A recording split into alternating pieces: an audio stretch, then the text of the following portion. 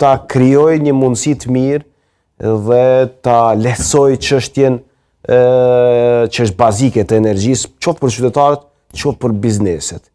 Pse nuk është bërë kjo dhe e konsideroj vetëm fajtor në këtë drejtim? Dhe pikërisht pse është përgjegjësi e qeverisë, ju e dini që në qeverinë e kaluar Kurti, kur kemi pas edhe jemi përballë me krizat të pa precedent përpara, për shkak krizat, po flas krizat globale, qeveria ka pasur një varg masash për të mbështetur qytetarët në përballimin edhe me inflacionin, por edhe në raport me subvencionimin e faturave të energjisë elektrike.